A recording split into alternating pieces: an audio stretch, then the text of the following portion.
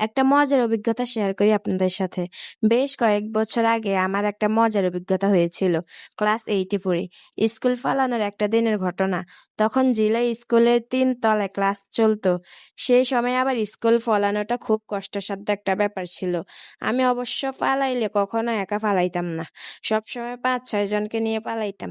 নামাজের পিরিয়ডে ভাবলাম আজ পালাবো। পালাবো যেহেতু তাই আমি সবার ব্যাগ নিয়ে এক জায়গায় জমা করলাম। হঠাৎ এক ফুলা আইসা বলে, মামা আমিও আজ তোগো লগে ফালামু। আমি আগে কোনোদিনও ফালাই নাই। আমি কইলাম আচ্ছা, তুই এক কাম কর, তুই নিচে যাই খাড়া, আমি একটা একটা কইরা ব্যাগ ফালাই।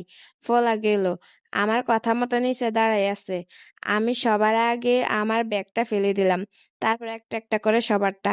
আল্লাহর কি কাম! হঠাৎ দেখি বদিরুজ্জামান স্যার আর শঙ্কর স্যার দুইজনই ব্যাট নিয়ে ওই ফোলার গাত ধইরা নিয়ে যাইতেছে। জানালা দিয়ে এই দৃশ্য দেখার পর আমার মাথা নষ্ট হয়ে গেছে।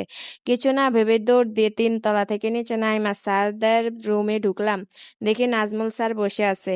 আমি স্যারকে কইলাম, স্যার কেডা জানি আমার ব্যাগটা লইয়া ৩ তলা থেইকা ফালাই দিছে।